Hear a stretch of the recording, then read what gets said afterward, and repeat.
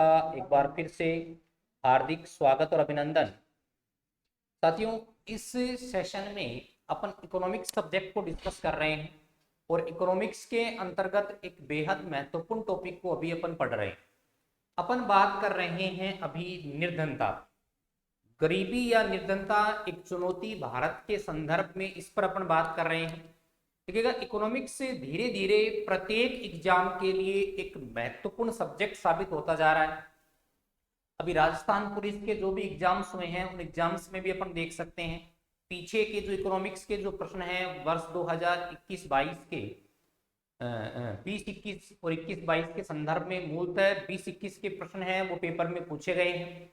तो इकोनॉमिक्स को अब हमें अन्य सब्जेक्ट्स की तरह काम में लेना पड़ेगा, उसे पढ़ना पड़ेगा, क्योंकि ये एक तो डाटाबेस चीजें होगी, उसमें आंकड़े वगैरह संदर्भित चीजें हैं वो पूछते हैं। और वर्तमान में जो अपन बोल सकते हैं कि जो सब्जेक्ट है, जितने भी सब्जेक्ट हैं वो भी करंट से रिलेटेड पूछे जाते हैं। तो करंट से रिलेट करके सब्जेक्ट पूछने में इकोनॉमिक्स से अच्छा तो कोई सब्जेक्ट हो ही नहीं सकता। तो अपन बात कर रहे थे, देखिएगा किस टॉपिक पर अपन बात कर रहे थे, निर्धनता यानी गरीबी पर बात कर रहे। किस पर बात कर रहे थे? गरीबी पर अपन चर्चा कर रहे थे। और गरीबी के संदर्भ में, गरीबी के पॉइंट ऑफ व्यू से ही अपने पास अपन ने ये पढ़ लिया कि गरीबी को मापने का भारत में इतिहास क्या है। भारत के इतिहास के संदर्भ में कुछ एक महत्वपूर्ण डेट्स मैंने आपको बताई। सबसे पहला प्रयास किसके द्वारा किया गया? दादा भाई नारोजी के द्वारा।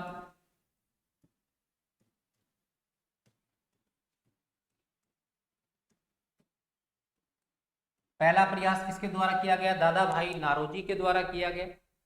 उसके बाद महत्वपूर्ण जो प्रयास है, मैंने कहा कि एक कार्यदल का गठन हुआ।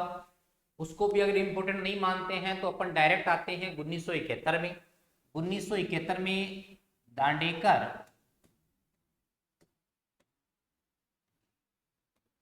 व रथ फॉर्मूले पर अपनी चर्चा की।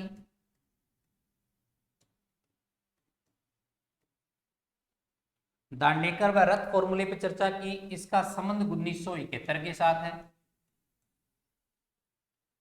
उसके बाद अगर अपन बात करें, उसके बाद अपन बात करें वाई के अलग समिति की।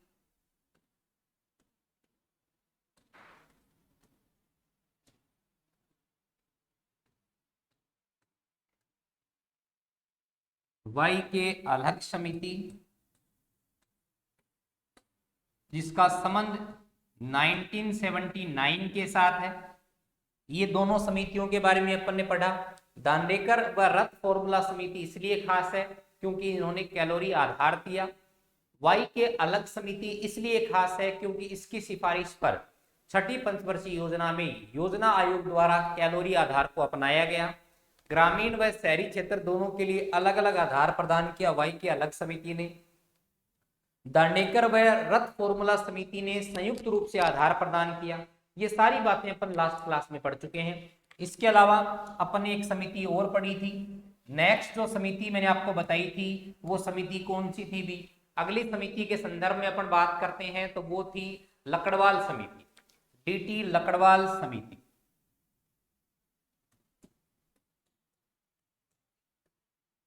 डीटी लकड़वाल।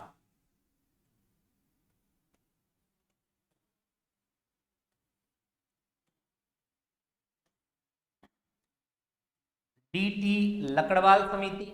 लकड़वाल जो समिति है वो इससे ठीक 10 वर्ष बाद गठित की जाती है, यानी 1989 में इसका गठन होता है और ये अपनी रिपोर्ट सौंपती है वो 1993 में सौंपती है।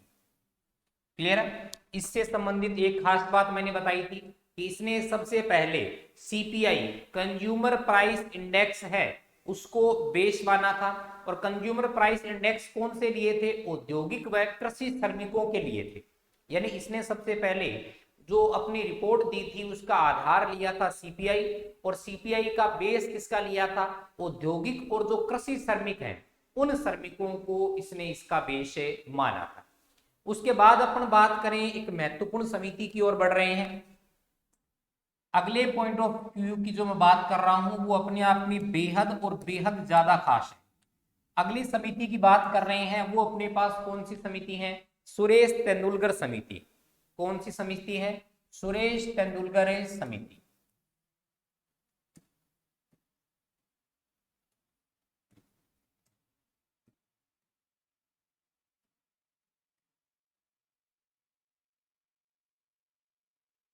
सुरेश तेंदुलकर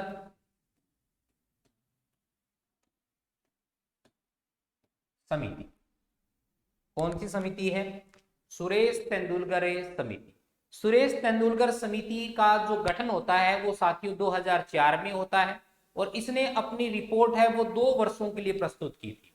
यानी इस समिति के संदर्भ में अगर महत्वपूर्ण बातें अपन करें तो पहली महत्वपूर्ण बात है कि सुरेश तेंदुलकर समिति का गठन कब होता है? तो इस समिति का गठन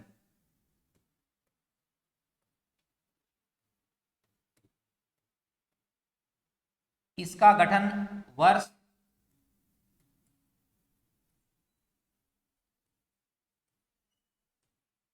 2004 में किया जाता है।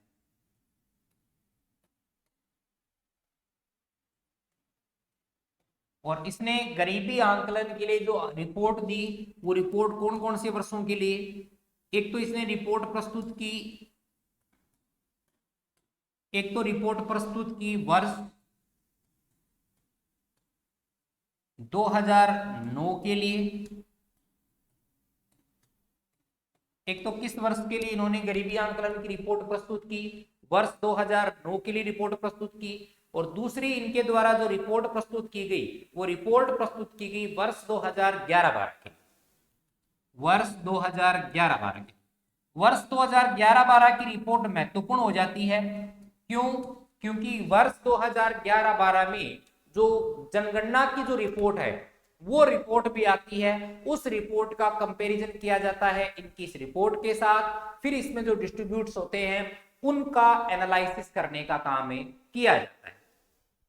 तो ये महत्वपूर्ण बातें, गठन कब हुआ, किन किन वर्षों के लिए इसने अपनी रिपोर्ट दी, और उसके बाद इनके द्वारा जो अध्ययन का जो आधार है वो आधार क्या माना गया है। एक तो वो बात हमें विशेष तौर पर ध्यान देनी है। और दूसरी महत्वपूर्ण बात, इन्होंने अध्ययन के लिए किसको बेस बनाया वो बात हमें ध्यान में रखनी है।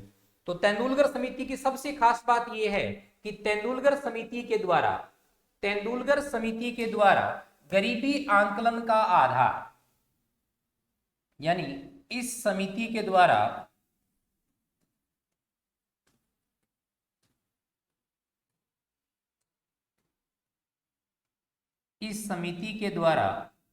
गरीबी आंकलन का आधार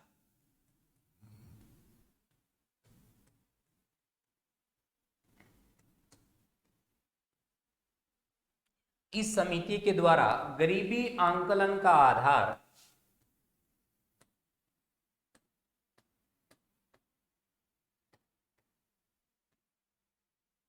प्रति व्यक्ति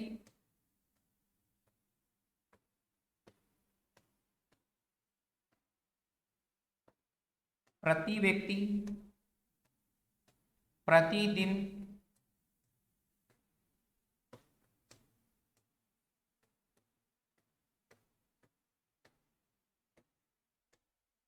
इस समिति के द्वारा गरीबी आंकलन का जो आधार है वो प्रति व्यक्ति प्रतिदिन उपभोग व्यय को बनाया गया।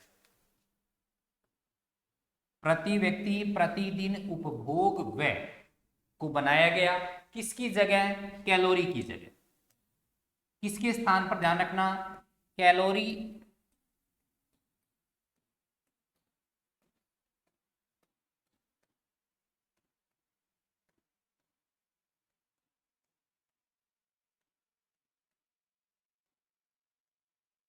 आधार की जगह प्रति व्यक्ति प्रतिदिन उपभोग व्यय को इसने आधार बनाया।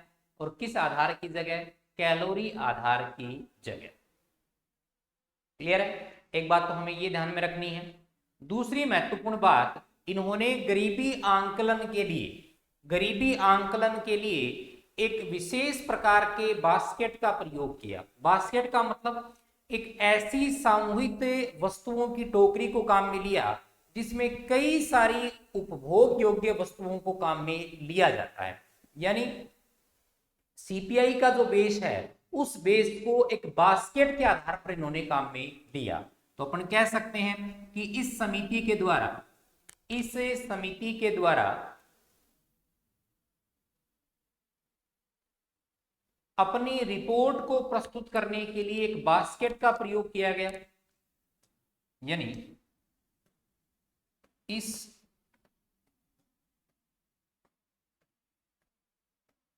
समिति के द्वारा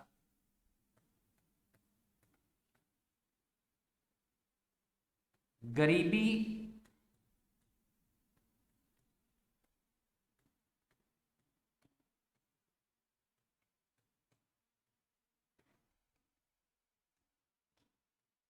आंकलन के लिए, इस समिति के द्वारा गरीबी आंकलन के लिए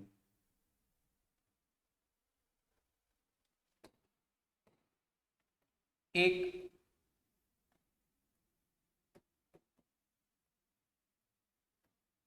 वस्तु की बास्केट का प्रयोग किया गया।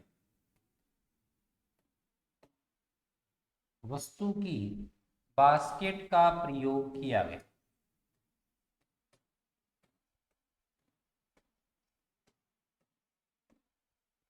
वस्तु की बास्केट का प्रयोग किया गया। अब उस बास्केट का मतलब क्या है कि एक वस्तु के आधार पर इन्होंने गरीबी का आंकलन नहीं किया। इस बास्केट के अंतर्गत कई सारी चीजों को रखा गया, जैसे शिक्षा, स्वास्थ्य, मनोरंजन व अन्य उपभोग व्ययों के संदर्भ में बात की गई। इस बास्केट में शिक्षा प्लस स्वास्थ्य प्लस मनोरंजन प्लस अन्य उपभोग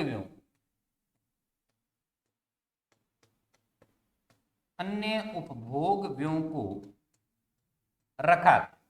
यानी इस बास्केट में ये सारी चीजें शामिल की गई जिसके आधार पर इन्होंने गरीबी का आंकलन किया। क्लियर है?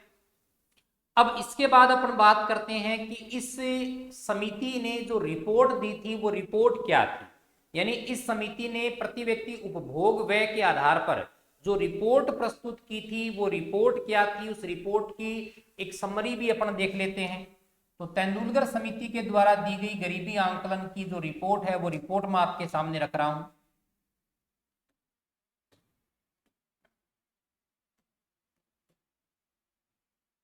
तेंदुलकर समिति की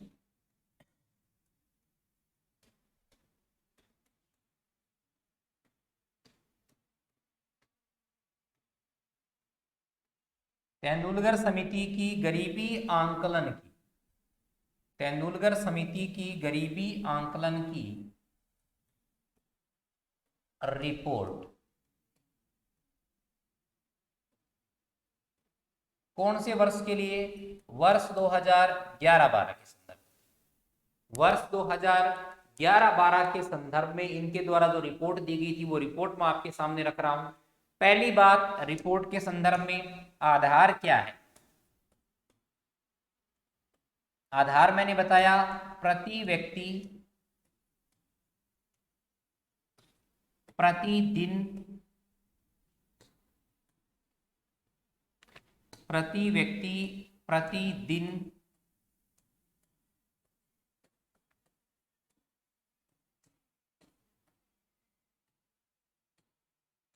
उपभोग व्यय। प्रति व्यक्ति प्रतिदिन कौन सा व्यय? उपभोग व्यय इसका आधार रखा गया। प्रति व्यक्ति प्रतिदिन कौन सा व्यय? उपभोग व्यय या उपभोग खर्च को आधार रखा गया। तो इस बेस पर अपन गरीबी का आंकलन कर रहे हैं। तो एक तो किसके लिए रिपोर्ट की बात करेंगे अपन? भारत के लिए। देखिएगा, भारत में गरीबी का जो आंकलन है वो अपन बात करेंगे। ये किस परिप्रेक्ष्य में बात करेंगे अपन? राजस्थान के परिप्रेक्ष्य में, कि राजस्थान के लिए गरीबी का आंकलन है वो कितना प्रतिशत किया गया वर्ष 2011-12 के लिए। और दूसरी महत्वपूर्ण बात, इसने शहरी और ग्रामीण क्षेत्र दोनों के लिए अलग अलग आंकड़े डिसाइड किए थे। यानी शहरी और ग्रामीण, शहरी और ग्रामीण दोनों के लिए क्या आधार रखे गए थे, उन आधारों की मैं बात कर रहा हूं। ये आधार अपन देखेंगे दो आधारों पर, एक तो मासिक आधार पर, एक दैनिक आधार पर। एक तो मासिक आधार पर और एक दैनिक आधार पर कि आंकलन का आधार क्या रखा गया। शहरी गरीबी आंकलन की अगर मैं बात करता हूं तो शहरी गरीबी आंकलन के लिए इन्होंने जो आधार तय किया था प्रति व्यक्ति के लिए, वो प्रति व्यक्ति के लिए उपभोग व्यय, ध्यान दीजिएगा यहां उपभोग व्यय की बात कर रहे हैं। इन्होंने कहा कि एक व्यक्ति को शहर में एक माह की अगर बात करूं, एक महीने के लिए टोटल रुपए कितने चाहिए उपभोग व्यय पर खर्च करने के लिए, 1000 रुपए। 1000 रुपए ग्रामीण क्षेत्र के लिए इन्होंने डिसाइड किया था, वो था 816 रुपए। ध्यान दीजिएगा ये मैं पूरे महीने की बात कर रहा हूं जो इन्होंने आधार दिया, जबकि हम आधार प्रतिदिन के उपभोग व्यय को ले रहे हैं। तो दिन में मैं इसको कैसे डिवाइड करूंगा, अगर मैं इसमें 30 का भाग लगा देता हूं तो प्रतिदिन का आ जाएगा। तो प्रतिदिन का जो लगभग आ रहा है वो आ रहा है 33 रुपए और 33 पैसे के लगभग, और ये आ रहा है लगभग 27 रुपए और 20 पैसे के लगभग। कितना आ रहा है अपने पास, 27 रुपए और 20 पैसे के लगभग आ रहा है। क्लियर है, ये प्रतिदिन दैनिक उपभोग व्यय की बात हो गई और ये मासिक उपभोग व्यय की बात हो गई। ये तो आधार की मैंने बात कर ली कि क्या आधार इन्होंने शहरी क्षेत्र के लिए रखा, क्या ग्रामीण क्षेत्र के लिए रखा। ध्यान दीजिएगा जब अपन कैलोरी आधार पढ़ रहे थे तो शहरी क्षेत्र के लिए कैलोरी आधार 2100 था, जबकि ग्रामीण क्षेत्र के लिए कैलोरी आधार 2400 था। यहां उल्टा है, क्यों, शहर में रहने के लिए आपको खर्चा ज्यादा करना पड़ता है, जबकि गांव में रहने के लिए आपको खर्च कम करना पड़ता है। इसी बेस पर शहरी क्षेत्र में एक व्यक्ति को प्रतिदिन 33 रुपए 33 पैसे का आधार दिया, ग्रामीण क्षेत्र में 27 रुपए और 20 पैसे का आधार दिया। अब मैं बात करता हूं कि भारत और राजस्थान की गरीबी का आंकलन इन्होंने कितना बताया था। तो इन्होंने ये बताया था अपने जो इन्होंने कैलकुलेशन की थी, जो रिपोर्ट दी थी उसके अनुसार कि भारत में गरीबी का प्रतिशत लगभग 21.9% है। 21.9 भारत में गरीबी का प्रतिशत कितना है, 21.9%, जबकि राजस्थान में जो गरीबी का प्रतिशत है वो राजस्थान में इन्होंने गरीबी का प्रतिशत बताया था 14.7%। 14.7%, 21.9% राजस्थान में 14.7%। मापने का पैमाना क्या बताया, मासिक आधार पर शहरी क्षेत्र में 1000 रुपए, ग्रामीण क्षेत्र में 816 रुपए, प्रतिदिन के आधार पर 33 रुपए 33 पैसे, और जो ग्रामीण क्षेत्र है उसमें 27 रुपए और कितने हैं 20 पैसे। ये है साथियों आपकी कौन सी समिति, ये मैंने आपको बता दी किस प्रकार की, किस समिति की मैं बात कर रहा हूं। जो तेंदुलकर समिति है, सुरेश तेंदुलकर समिति है, उसकी मैंने बात की। क्या क्या मुख्य बातें हैं 1 मिनट में अपन दोहरान कर लेते हैं क्योंकि ये महत्वपूर्ण समिति है। इसका आधार वर्तमान में भी भारत में गरीबी आंकलन के लिए किया जाता है। देखिएगा इसकी रिपोर्ट के अनुसार पहले तो इस समिति का गठन कब किया गया, इस समिति का गठन होता है वर्ष 2004 में। इस समिति ने रिपोर्ट प्रस्तुत की 2009 वर्ष 2011-12 के लिए। इस समिति के द्वारा गरीबी आंकलन का आधार लिया गया प्रति व्यक्ति प्रतिदिन उपभोग व्यय, कैलोरी आधार की जगह। फिर इस समिति ने गरीबी आंकलन के लिए वस्तुओं की एक बास्केट का प्रयोग किया है, एक टोकरी का प्रयोग किया है जिसमें कई सारी वस्तुएं रखी जाती हैं, शिक्षा स्वास्थ्य मनोरंजन आदि सारी कई वस्तुएं। फिर तेंदुलकर समिति की गरीबी आंकलन की रिपोर्ट 2011-12 की मैं बात करता हूं तो भारत में गरीबी का प्रतिशत इन्होंने बताया 21.9%, राजस्थान में गरीबी का प्रतिशत बताया 14.7%, जबकि गरीबी के आंकलन का आधार शहरी क्षेत्र में है वो तो है मासिक आधार पर 1000 रुपए, प्रति व्यक्ति प्रतिदिन व्यय प्रति व्यक्ति मासिक व्यय 816 रुपए, ग्रामीण व्यय की बात कर रहे हैं मासिक प्रतिदिन की बात कर रहा हूं तो 33 रुपए 33 पैसे शहरी क्षेत्र में और 27 रुपए 20 पैसे किस क्षेत्र में बताओ, ग्रामीण क्षेत्र में। ये रिपोर्ट किसके अनुसार दी गई मुझे बताइएगा। ये रिपोर्ट सुरेश तेंदुलकर समिति के द्वारा प्रस्तुत की गई। अब देखिएगा वर्ष 2011 के संदर्भ में रिपोर्ट आई है और उधर जो जनगणना की रिपोर्ट आती है, कौन सी जनगणना की रिपोर्ट, 10-11 की, ध्यान से सुनिएगा। ये तेंदुलकर समिति की रिपोर्ट है जो मैंने आपके सामने अभी रखी। अभी मैं इधर रख रहा हूं जनगणना 2010-11 की रिपोर्ट। किसकी रिपोर्ट,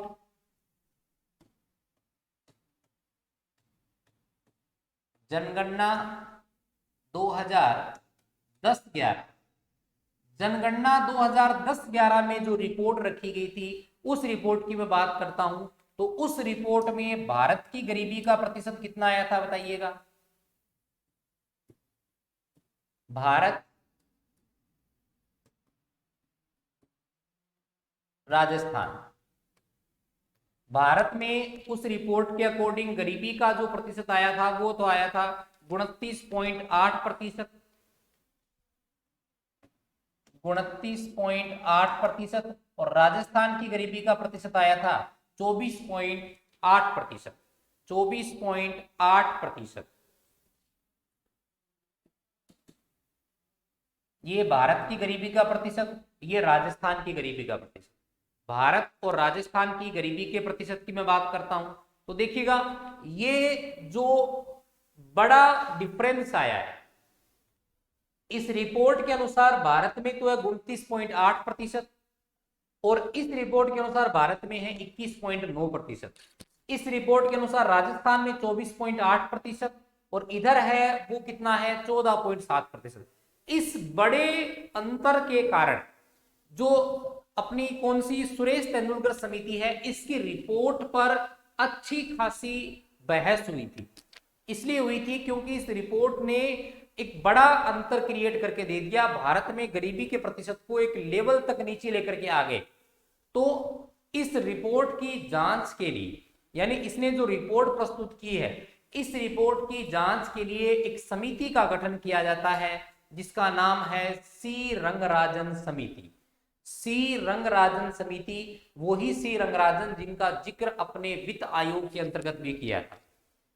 सी रंगराजन समिति का गठन सी रंगराजन की अध्यक्षता में वर्ष 2012 में किया जाता है और ये समिति अपनी रिपोर्ट प्रस्तुत करती है वर्ष 2014।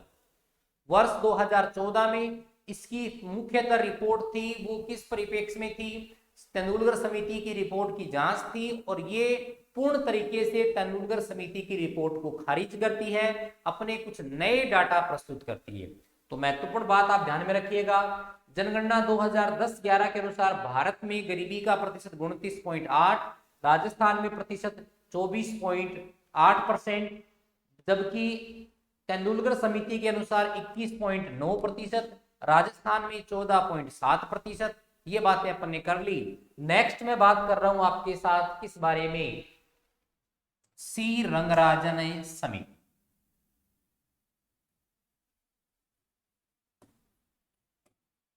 सी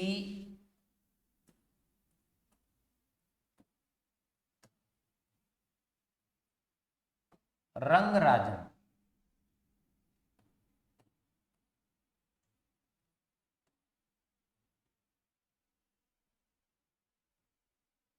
सी रंगराजन समिति।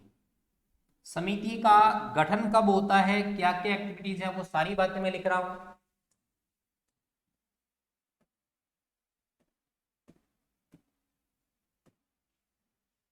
इसका गठन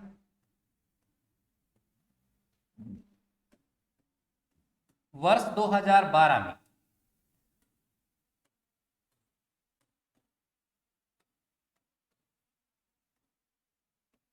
इसका गठन वर्ष 2012 में तेंदुलकर समिति की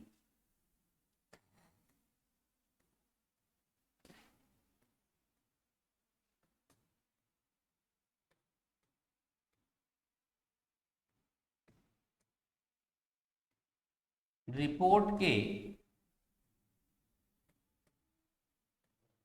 जांच के लिए किया जाता है।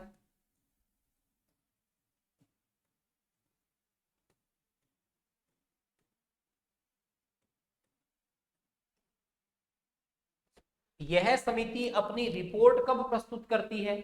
इस समिति की रिपोर्ट प्रस्तुत की जाती है वर्ष 2014। इस समिति ने अपनी रिपोर्ट प्रस्तुत की कब?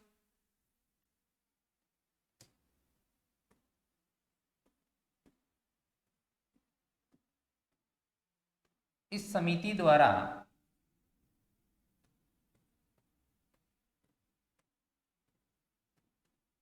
वर्ष 2014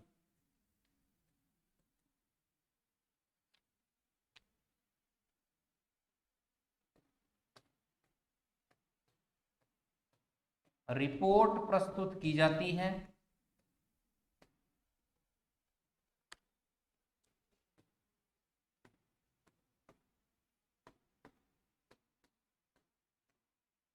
तेंदुलकर समिति के खिलाफ, यानी उसके अगेंस्ट रिपोर्ट आती है, उसने उसकी सिफारिशों को खारिज कर दिया।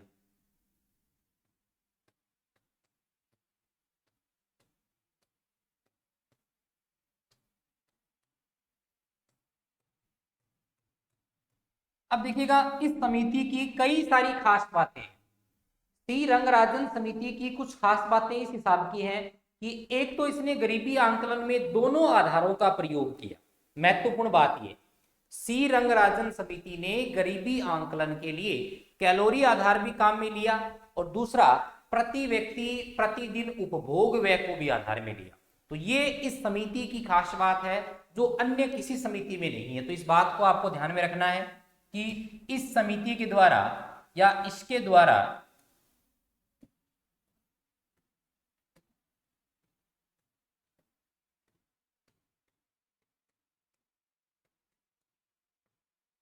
गरीबी का आंकलन इस समिति के द्वारा गरीबी का आंकलन कैलोरी आधार, कैलोरी व्यय,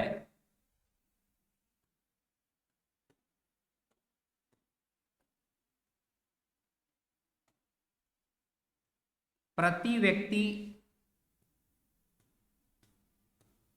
प्रतिदिन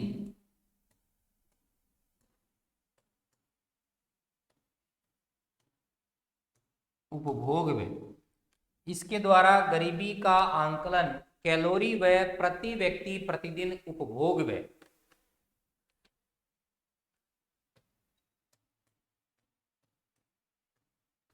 दोनों आधारों पर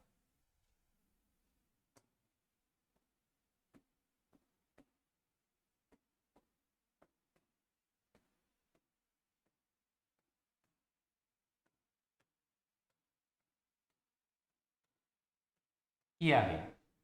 इसके द्वारा गरीबी आंकलन कैलोरी व प्रति व्यक्ति प्रतिदिन उपभोग व्यय दोनों आधारों पर किया गया, यानी गरीबी आंकलन का इसने दोनों आधार अपनाए।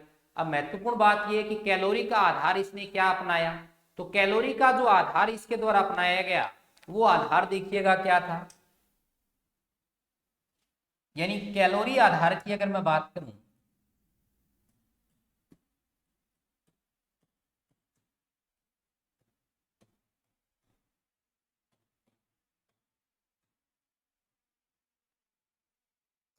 कैलोरी आधार में पहला जो आधार इसके द्वारा अपनाया गया वो कौन सा था, ग्रामीण क्षेत्र के लिए। ग्रामीण क्षेत्र के लिए और शहरी क्षेत्र के लिए। ग्रामीण क्षेत्र के लिए इसने जो कैलोरी का आधार अपनाया वो था 2155 कैलोरी और शहरी क्षेत्र का था 2090, 2155 कैलोरी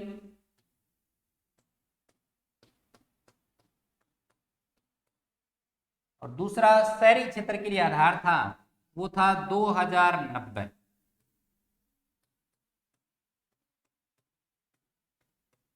यानी ग्रामीण और शहरी क्षेत्र के लिए जो कैलोरी आधार अपनाया गया वो कितना कितना था 2155 और 2090 की कैलोरी का आधार दिया गया सी रंगराजन समिति के द्वारा। किसके द्वारा दिया गया, सी रंगराजन समिति के द्वारा यह आधार दिया गया। और दूसरा आधार जो मैंने आपको बताया वो किस आधार पर दिया गया, प्रति व्यक्ति प्रतिदिन उपभोग व्यय की मैं बात करता हूं। तो दूसरे आधार की मैं बात करूं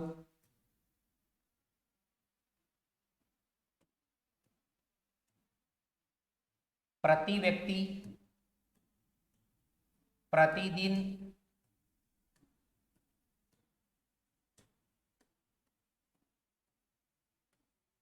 उपभोग व्यय, प्रति व्यक्ति प्रतिदिन उपभोग व्यय की अगर मैं बात करता हूं तो प्रति व्यक्ति प्रतिदिन उपभोग व्यय के संदर्भ में इसने जो आधार लिया था वो आधार देखिएगा क्या था। वही एक तो शहरी क्षेत्र के लिए, एक ग्रामीण क्षेत्र के लिए, एक शहरी क्षेत्र के लिए, ग्रामीण क्षेत्र के लिए। इधर मैं बात करता हूं मासिक, नीचे मैं बात करता हूं दैनिक, मासिक और दैनिक। शहरी क्षेत्र और ग्रामीण क्षेत्र में जो उपभोग व्यय की अपन बात कर रहे हैं वो बात करते हैं, तो शहरी क्षेत्र में इसने मासिक जो उपभोग व्यय माना वो माना है कितना, 1407, और ये माना है 927 रुपए। 1407 रुपए शहरी क्षेत्र में एक व्यक्ति को मासिक खर्च चाहिए, 927 रुपए एक व्यक्ति को ग्रामीण क्षेत्र में मासिक खर्च चाहिए।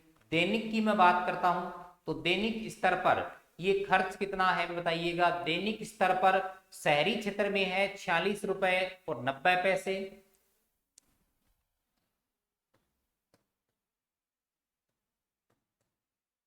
दैनिक स्तर पर 46 रुपए और 90 पैसे। और वहीं अगर मैं बात करूं ग्रामीण क्षेत्र में तो ग्रामीण क्षेत्र में यह वह है वो है 32 रुपए और 40 पैसे।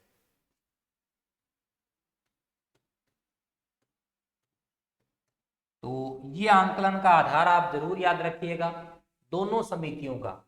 इससे पहले मैंने किसके बारे में बताया आपको, सी रंगराजन समिति से पहले तेंदुलकर समिति के बारे में बताया। तेंदुलकर समिति ने जो अपनी रिपोर्ट का जो आधार है वो आधार किस परिप्रेक्ष्य में लिया बताइएगा। तेंदुलकर समिति ने ग्रामीण क्षेत्र के लिए व्यय लिया था वो प्रतिदिन का 27 रुपए और 20 पैसे लिया था, जबकि इसने ग्रामीण क्षेत्र के लिए कितना लिया है, 32 रुपए और 40 पैसे। इधर शहरी क्षेत्र के लिए जो तेंदुलकर समिति उसने 33 रुपए 33 पैसे का आधार लिया था, जबकि इसने लिया है 46 रुपए और 90 पैसे। यानी ये खर्च की राशि ज्यादा बता रहा है, ये खर्च की राशि क्या बता रहा है, ज्यादा बता रहा है। अब इसका आंकलन क्या था, इसने रिपोर्ट क्या दी, वो रिपोर्ट भी मैं आपके सामने प्रस्तुत कर रहा हूं, यानी सी रंगराजन समिति की रिपोर्ट। देखिएगा रिपोर्ट में आंकड़े हैं वो ज्यादा जनगणना के रिपोर्ट के नजदीक हैं, क्योंकि इसे वो जो तेंदुलकर समिति उसके खिलाफ रिपोर्ट देनी थी। तो इसके अनुसार गरीबी का जो आंकलन दिया गया वो ग्रामीण क्षेत्र में, शहरी क्षेत्र में अगर मैं बात करूं प्लस भारतीय क्षेत्र की बात करते हैं तो तीनों क्षेत्र में इसने जो गरीबी का आंकलन प्रस्तुत किया था वो कुछ इस हिसाब से प्रस्तुत किया था।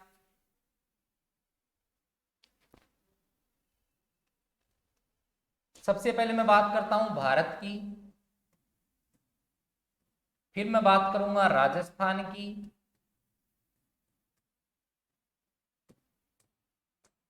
भारत में इसके अनुसार गरीबी का जो प्रतिशत था वो था कितना, 29.5%, 29.5%।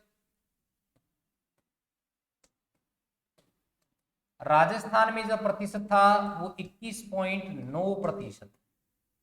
कितना कितना था, भारत में गरीबी का प्रतिशत है वो कितना था, 29.5%। राजस्थान में जो गरीबी का प्रतिशत है वो कितना था, 21.7%, 21.7%, 21.7%। क्लियर है। इसके अलावा अगर मैं राज्यों की भी बात करूं कि इसने सबसे गरीब राज्यों के बारे में किसने अपनी रिपोर्ट में किसे बताया है, तो सर्वाधिक गरीबी इसने बताई है वो छत्तीसगढ़ में, वो भी मैं लिख देता हूं।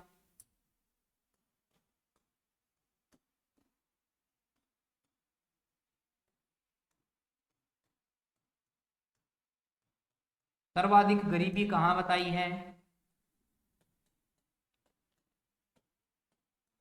छत्तीसगढ़ में। और सबसे कम गरीबी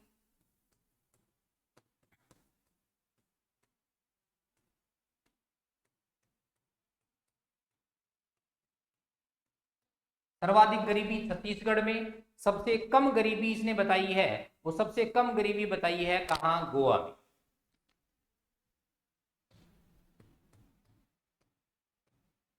अब गरीबी का प्रतिशत भी देखिएगा, जो छत्तीसगढ़ है उसमें गरीबी का प्रतिशत है 47.9%, और जो गोवा है उसमें गरीबी का प्रतिशत है 6.3%।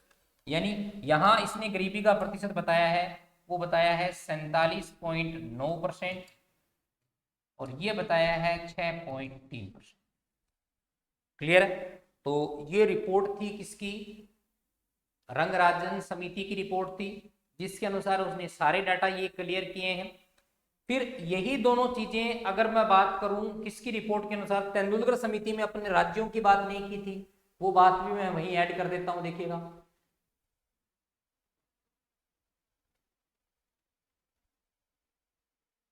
तेंदुलकर समिति में अपने भारत की बात कर ली थी, राजस्थान की बात कर ली थी। अब मैं बात कर रहा हूं कि सर्वाधिक गरीबी वाले और न्यूनतम गरीबी वाले, जो जनसंख्या अनुपात वाले जो राज्य हैं, उन राज्यों की बात करें तो सर्वाधिक गरीबी का प्रतिशत इसने भी छत्तीसगढ़ बताया। ये भाई जनगणना की रिपोर्ट है, इसकी बात नहीं कर रहे अपन, तेंदुलकर समिति की बात कर रहे हैं। तेंदुलकर समिति की रिपोर्ट ये है, ये देखिए। तेंदुलकर समिति के अनुसार मैं बात करूं,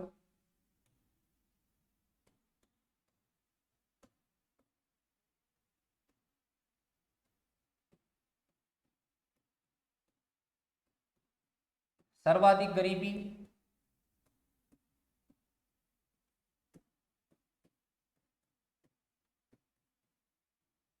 न्यूनतम गरीबी, सर्वाधिक गरीबी वाला स्टेट कौन सा, छत्तीसगढ़।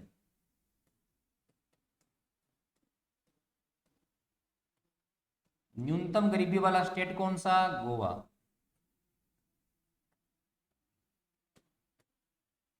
सर्वाधिक गरीबी वाला स्टेट कौन सा, छत्तीसगढ़। न्यूनतम गरीबी वाला स्टेट भी कौन सा है, न्यूनतम गरीबी वाला जो स्टेट है वो कौन सा है, गोवा। क्लियर है? अब सर्वाधिक गरीबी वाला जो स्टेट है और न्यूनतम गरीबी वाला स्टेट है, उसके प्रतिशत की बात करें तो उसमें प्रतिशत है 39.9, और इधर है 5.0। यहां गरीबी का प्रतिशत कितना, 39.9%, और यहां है 5.09%। ये रिपोर्ट किसके अनुसार है, ये तो रिपोर्ट मैंने बताई तेंदुलकर समिति के अनुसार। अब देखिएगा दोनों में राज्य हैं वो समान है, दोनों ही छत्तीसगढ़ को ही सबसे गरीब मानते हैं, जबकि दोनों ही न्यूनतम गरीबी वाले राज्य गोवा को मानते हैं, लेकिन प्रतिशत चेंज है। यहाँ प्रतिशत है 39.9, जबकि वहां जो प्रतिशत है वो प्रतिशत मैंने आपको बताया, यहां जो प्रतिशत अपने पास है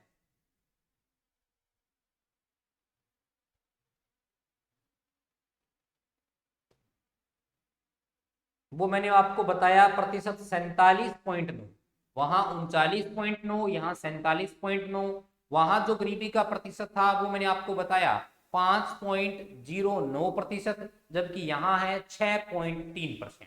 क्लियर है? अब बात चल ही रही है तो अपन बात कर लेते हैं एक किसके बारे में, 2010-11 की जो रिपोर्ट अपन ने और पढ़ी, वर्ष 2010-11 की जो रिपोर्ट अपन ने पढ़ी थी, वर्ष 2010-11 की जो अपन रिपोर्ट पढ़ रहे थे, इसके अनुसार भी मैं बता देता हूं कि सर्वाधिक गरीब राज्य कौन सा है। तो वर्ष 2010-11 की जो रिपोर्ट है उसमें सर्वाधिक गरीब, जो गरीबी अनुपात वाला राज्य है वो बिहार है। यानी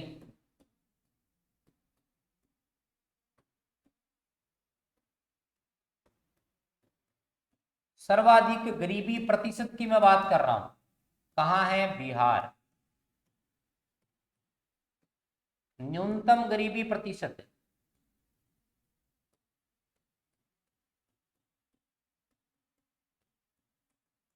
गोवा।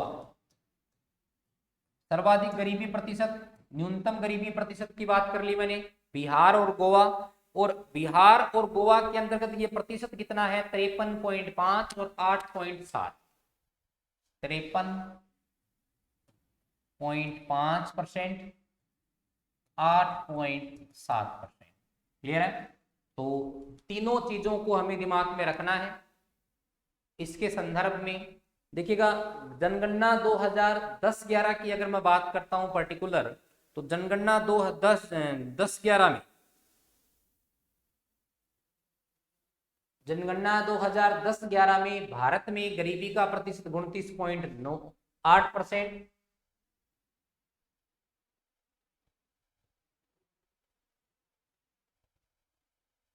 जबकि तेंदुलकर समिति के अनुसार भारत में गरीबी का प्रतिशत 21.9%, जबकि रंगराजन की जो रिपोर्ट है, उस रंगराजन की रिपोर्ट के अनुसार भारत में जो गरीबी का प्रतिशत है वो बिल्कुल उसके नजदीक है जो जनगणना वाला है।